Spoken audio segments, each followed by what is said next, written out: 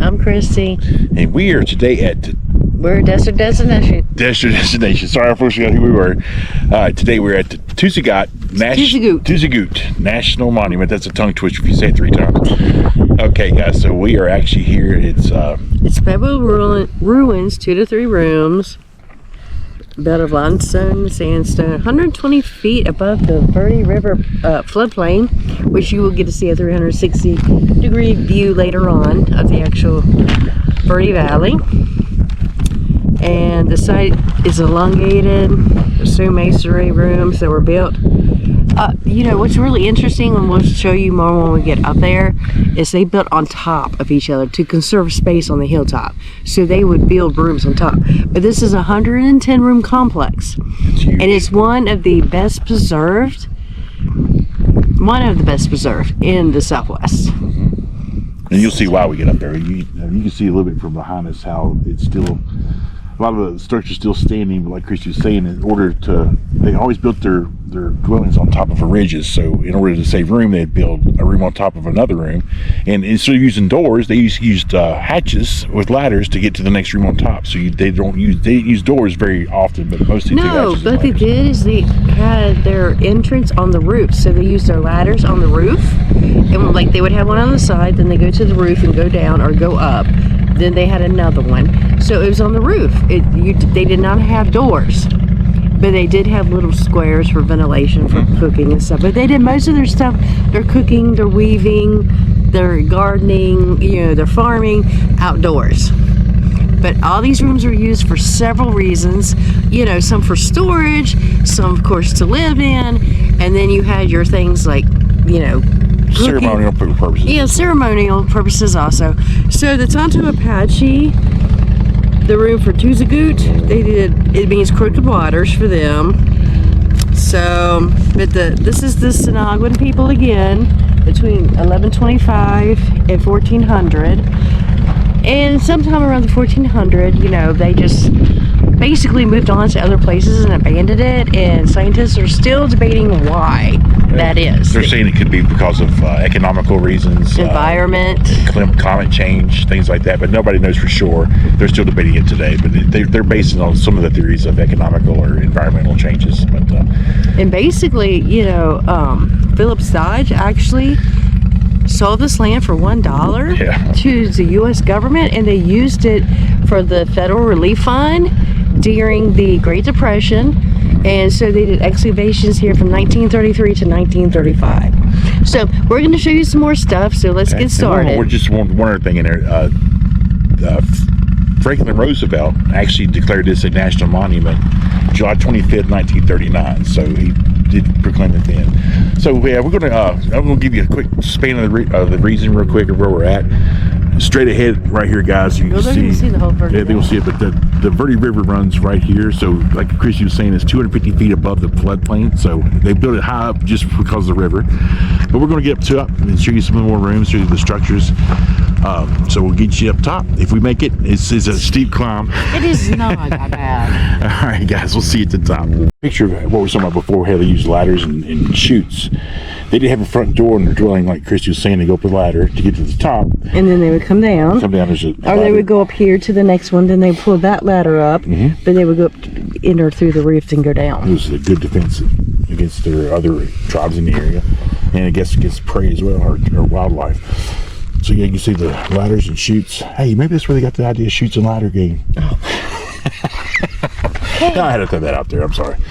All right, just give you an indication of what we're talking about, how it looked. But we're still climbing. We'll see you guys at the top.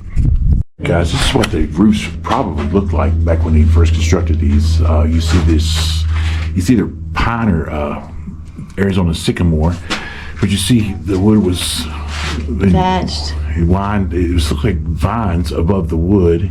They probably used dirt and sod at the top or something like that to keep it from leaking. And then they just had a whole little ladder with to and from that they can get. So much like where the stairs are is where you would have the ladder going up to the next level. But that's how they actually did it. Was no doors, just ladders and chutes.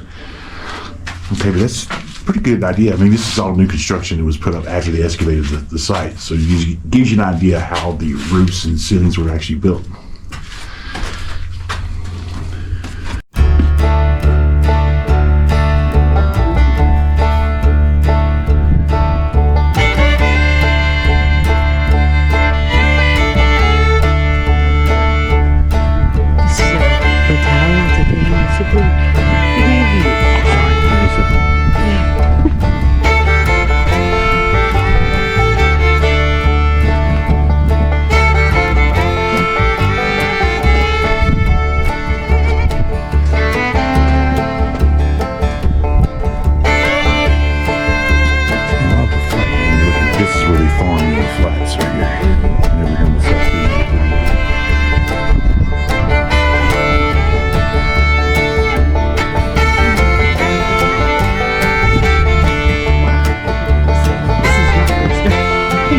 get it. There's the Tuzigoot. I did it. That's where I started it.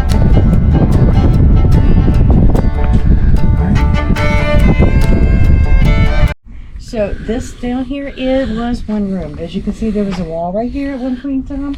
So this would be 1, 2, and 3. So this actually down here at the very bottom is a room. So yeah, 1, 2, 3. But yeah, I mean, it's impressive how they built up. That takes some ingenious to do that instead of building out. Again, 110 rooms. Yeah, that's crazy. Just in this complex alone. And just think how long it took them to get to this point. How many years it took them to build up to this. Well, what they did is they just built on as they got more people. You know, they started out small, and then they got bigger and bigger. And by 1300, Well, by population. 1300, their population exploded, and they started building more and more. And then in the 1400s, they just abandoned it. But it probably took them at least 200 years to get to this point. But yeah. By building onto it, it's just really incredible. But you mentioned doing this by hand. I mean, you see the modern technology we have for pouring mortar and stuff. Imagine laying each one of these rocks by hand. And these rocks aren't like together, like sewed together. That's why they had the mortar, which you can see in between the rocks. So they just got rocks around the Verde Valley and they built everything with what they had around there. Mud and rocks and sandstone, basically. So you have this one, and then of course Montezuma's Castle is built different. It's sandstone, mud brick. But here you can see where they took the stones, they did the mud brick, so they did the stone masonry, because that's what they had around here. They were very good at building with whatever they had around them. I mean, you can tell that. I mean, just imagine the labor it took to not only carry the rock to this location, but to get the mud ready for the mortar. You know, didn't have a mixer, hands by hand. So I mean, just think about how hard this job is to do today, and imagine what it was like back then. One more thing, the Huhatam were here first before the Sinagua peoples, and they actually built. Most of theirs was just one story, and also they built ball courts. Apparently they built tons of ball courts, and their biggest thing was pottery and ball court. Okay. Yeah. Yeah, that's pretty cool. I mean, so they were here, and I would say that they were here, and then the Sinaguan people came here too, and they lived side by side peacefully, and then eventually, you know, they each moved on at different times, and the Sinaguan people stayed here, and then eventually it was abandoned. Well, they said it was never entitled to be The Hopi said it was never supposed to be a permanent settlement. Yeah, but I mean, with all the labor it took to build it, I'm surprised that wasn't the case. But then we actually seen a ball court down in Casa Grande at the ruins down there. So was that the same tribe who built the ball parks here? Okay, so yeah. Okay. So basically, you know, all these tribes would come, and then they would like be peacefully side by side. Not all of them, but most of them. You know, and they survived. And then eventually, you know, one group would move on, and then another would move on.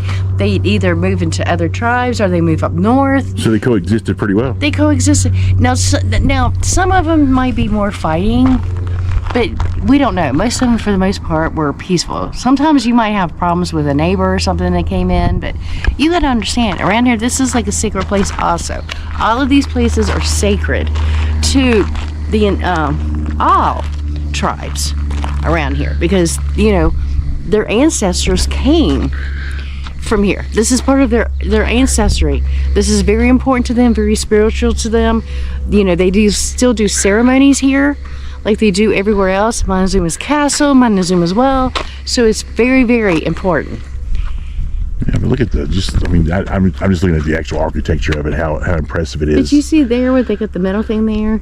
So that right there is where actual water came down. Well, so they had to drain it somehow. Yeah, so they had drainage. But I'm sure a lot of that drainage stuff right now is modern, because you can see PVC pipe in there. I'm sure they had that back in those days. No, they didn't have PCB. But I mean, still, even around here, depending, you could farm here and then you can farm build right more here. houses. Well, you see, there's probably growing wheat and everything out here, wheat and flour. And Basically what they did beans, corn.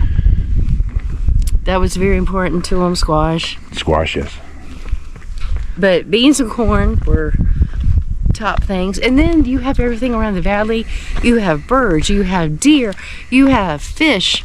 You're here at the Verde Valley. So you had a vast array where you could get all sorts of food. And it's one reason they said they moved on, because the hunting died off. The game was dead. I guess because Drought. of drought. Environmental changes probably forced them off the land. Yeah. To find more potent lands for hunting and fishing and growing also, crops. once in a while, you were gonna get snow here. So. Oh, I'm sure it did snow here. Yeah. And then of course from the north we would have water trickle down to the Verde Valley. And then if snow was here, it would melt it out. Yeah, we were probably at least 5,000 feet of elevation here, so I'm sure they got snow here. Okay. All right, guys. There's some more rooms here. They actually showed you Sam and Christy back here with Desert Destinations. This is going to end our tour of the say it again, Christy. Tuzigoot. I can never say that. Tuzigoot National Monument. Okay. Guys, we really appreciate you watching this today. If you guys like what we're doing, go ahead and hit that subscribe button, hit that like button, hit the share button. Please leave a comment. Yeah. And we will get back to you. And also, we have another channel, The Real and Hillbilly. Yes. So you can always go over and check that out and hit like or share or follow. And any comments there would be greatly appreciated. Absolutely. Thank you for watching. Yes, thank you a lot for watching. Thanks for the support. Yes. Anywhere you want to see us visit in the Arizona area, or leave a comment. Let us know where you want us to go see. We'll go try it out. Okay. In the meantime, guys, go ahead, Christy. Keep exploring. Thanks, guys. Have a great day. God bless.